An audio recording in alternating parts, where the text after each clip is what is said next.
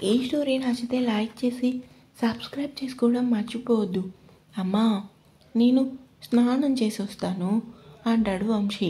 సరేనా అన్న, వేడి నీళ్ళు పెట్టనా? వద్దమ్మా, చలిగా ఏం లేదు కదా, చన్నీళ్ళతో చేస్తా అని లోపలికి వెళ్ళే కొడుకుని చూసి, నీకు ఇప్పుడు వస్తున్న భార్య అయినా మనసును అర్థం చేసుకొని నిన్ను అర్థం చేసుకుని నీతో కలిసి ఉంటే చాలు అనుకుంది. లోపలికి వచ్చిన వంశీ ఉన్న ఒకే బెడ్రూమ్ చూసి ఆలోచిస్తూ బెడ్ మీద కూర్చున్నాడు. తన అన్నయ్య వదిన పద్ధతి కోసం ఆలోచించి తలపట్టుకుని తనలో తానే బాధపడ్డాడు. ఇంతలో అతని మైండ్ డైవర్ట్ చేయడానికి ఫోన్ కాల్ వచ్చింది. స్క్రీన్పై న్యూ నెంబర్ చూసి నెంబర్ ఎవరిది అనుకుంటూ ఆలోచిస్తూ ఫోన్ లిఫ్ట్ చేశాడు. హలో, ఎవరు? మౌనంగా ఉంటారు. హలో, ఎవరు అని మరొకసారి అంటాడు. అవతల నుంచి ఎవరు ఫోన్ మాట్లాడకపోయేసరికి చిరాకొచ్చి ఫోన్ కట్ చేసి ఫోన్ ఛార్జింగ్ పెట్టి ఫ్రెష్ అవ్వడానికి టవల్ తీసుకుని బయటికి వెళ్ళాడు వంశీ. వాష్రూమ్లో ఉండగా మరోసారి కాదు 2 సార్లు ఫోన్ మోగి కట్ అయింది. రే వంశీ, ఫోన్ వస్తుందిరా, బయట నుంచే అరిచింది కాంతమ్మ. చూస్తానమ్మా అని తల స్నానం చేసి బయటికి వచ్చి బయట వాకిట్లో ఉన్న చైర్లో కూర్చొని టవల్తో తడ చూసుకున్నాడు. మరోసారి ఫోన్ రింగ్ అయింది. వంశీ ఫోన్ కోసం లోపలికి వెళ్దామని పైకి లేస్తుంటే, నేను తెస్తాను నువ్వు కూర్చో అని కాంతమ్మ లోపలికి వెళ్ళి ఫోన్ తెచ్చి వంశీకి ఇస్తుంది. ఎవర్రా, అన్నిసార్లు ఫోన్ చేస్తుంటే లిఫ్ట్ చేయకుండా చూస్తున్నావు? ఎవరిదో కొత్త నెంబర్ అమ్మా. లోపల ఉన్నప్పుడే ఫోన్ మాట్లాడాను కానీ ఎవరు ఫోన్ లిఫ్ట్ చేయలేదు అని మళ్ళీ ఫోన్ లిఫ్ట్ చేశాడు. ఈలోపు కాంతమ్మ వంశీకి భోజనం పెడదామని లోపలికి వెళ్ళింది. ఫోన్ లిఫ్ట్ చేసి, హలో, ఎవరండి? నేను అండి, ఎంతో సన్నగా పైగా భయపడుతున్నట్టు వచ్చింది ఆ వాయిస్. నేనంటే చేత్తో తలని తడుచుకుంటూ అంటాడు. అదే సిరిని, ఎంతో మెల్లిగా అంటుంది.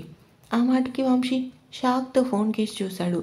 సిరి ఎవరో కాదు, వంశీని చేసుకునే అమ్మాయి. సిరి ఎంతో మృదువుగా పిలిచాడు. వంశీ గారు చెప్పండి, ఫోన్ చేసి మాట్లాడరే? చిన్నగా నవ్వుతూ అడిగాడు. అదేమీ లేదండి, భయం వేసి మీతో మాట్లాడలేకపోయాను. ఆ మాటకి వంశీకి నవ్వొచ్చింది కానీ సిరి మాటలను బట్టి ఆమె ఎంత అమాయకురాలు అనుకున్నాడు. ఇప్పుడు భయం పోయిందా నాతో మాట్లాడడానికి? మాటలు వెతుక్కోసాగింది. ఆమె పరిస్థితి అర్థం చేసుకున్న వంశీ, సిరి చెప్పు, ఏమైంది? అదే రేపు మేము గుడికి వచ్చేయమా, లేదంటే ఊరు వచ్చాక ఫోన్ చేయమా? అమ్మ అడగమందండి అని అందుకే ఫోన్ చేశాను అంటుంది సిరి. ఊరు వచ్చాక ఫోన్ చేయండి, నేను అమ్మని పంపిస్తాను. అమ్మ వచ్చి మిమ్మల్ని గుడి దగ్గరికి తీసుకొస్తుంది అంటాడు. సరే అండి, రేపు అమ్మ నాన్న వాళ్ళు 10 మందిని తీసుకొని వస్తున్నారు, ఈ విషయం కూడా మీకు చెప్పమన్నారు అంటుంది. సరే సిరి అంటాడు వంశీ. మౌనంగా ఉంటుంది. అంతేనా, ఇంకేమన్నా చెప్పాలా అంటాడు. ఇంకేం లేదండి, ఉంటాను అంటుంది. హలో సిరి, ఏంటండి, తిన్నావా? ఎంత ప్రేమగా అడిగాడు. తిన్నానండి, మీరు తిన్నారా? తడబడుతూ అడిగింది. ఇంకా లేదు, తింటాను. సరే భోజనం చెయ్యి, ఉంటాను అంటాడు. అని సిరి ఫోన్ కట్ చేయగానే వంశీ తనలో తానే నవ్వుకున్నాడు. ఏంట్రా, నీలో నువ్వే నవ్వుకుంటున్నావు? ఫోన్ చేసింది ఎవరు? నవ్వుతూ అడిగింది కాంతమ్మ. నీకెవరమ్మా? సిరి ఫోన్ చేసింది అంటూ విషయం చెప్పాడు. అంతా విన్న కాంతమ్మ, ఇందులో నవ్వడానికి ఏముందిరా, తను ఎక్కడికి రావాలో ఎంతమంది వస్తున్నామో చెప్పడానికే కదా ఫోన్ చేసింది. తను మాట్లాడడానికి కూడా భయపడుతుందమ్మా, అందుకే నవ్వొచ్చింది. పైగా తన మాట తీరు అచ్చం పల్లెటూరు అమ్మాయే. అదైతే నిజమేరా, కానీ మంచి అమ్మాయి, మంచి కుటుంబం అని చెప్పారు కదా. నా కంటికి సిరికి ఎందుకో మంచి అమ్మాయిలా కనిపించింది. అందుకే నేను కూడా వెంటనే ఓకే చెప్పాను అని తల్లి మాటలు ఊకొడుతూ రేపు జరగబోయే పెళ్లి కోసం ఆలోచిస్తూ ఈ అమ్మాయి ఎలా ఉంటుందో ఏంటో, నాతో చూస్తుంటే మంచి అమ్మాయిలా ఉంది, కానీ తన కోసం నాకేం తెలీదు. నా పాస్ట్ కోసం అన్ని విషయాలు చెప్పాను, ఎలా ఉంటుందో ఏంటో అనుకొని వంశీ ఆలోచిస్తూ ఉంటాడు. రే వంశీ అంటూ వంశీ భుజాన్ని తట్టింది అన్న కాంతమ్మ. ఏంటమ్మా అని అడుగుతాడు వంశీ. ఏంట్రా, నీలో నువ్వే ఆలోచించుకుంటున్నావు అంటుంది కాంతమ్మ. ఏం లేదమ్మా, పద భోజనం చేద్దాం అంటాడు వంశీ. ఏంట్రా, ఈ అమ్మాయి కూడా నిన్ను మోసం చేసి వెళ్ళిపోతుందని భయపడుతున్నావా? అలాంటిదేం లేదమ్మా అంటాడు వంశీ.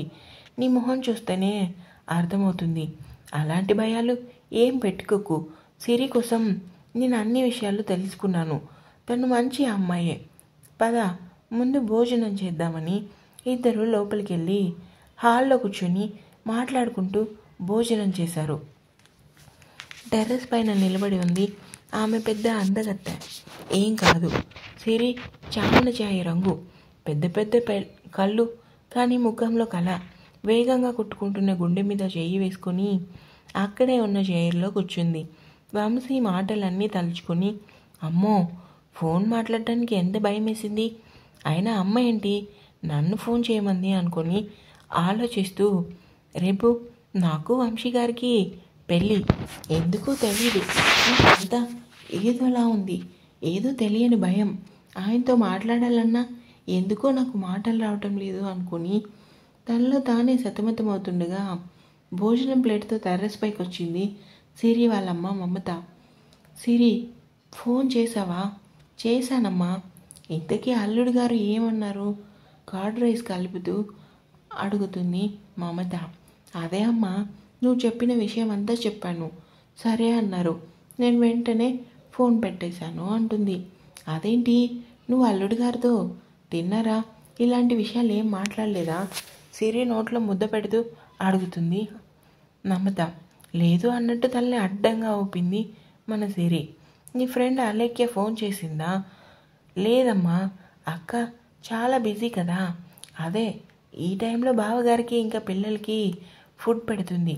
9 దాటాక అక్కకు ఫోన్ చేస్తాను. ఏమైంది అలా అడిగాం అని అంటుంది. మామూలుగానే అడిగానని సిరికి భోజనం కనిపిస్తూ బాధపడింది మమత. దీనికి ఇంకా లోకం తీరు తెలియటం లేదు. ఇంకా తింగరదానిలా ప్రవర్తిస్తుంది. రేపే పెళ్ళి. అబ్బాయితో ఇది ఎలా ఉంటుందో ఏంటో అనుకుని ఆలోచిస్తూ సిరికి భోజనం తినిపించింది మమత. ఇంకా ఉంది.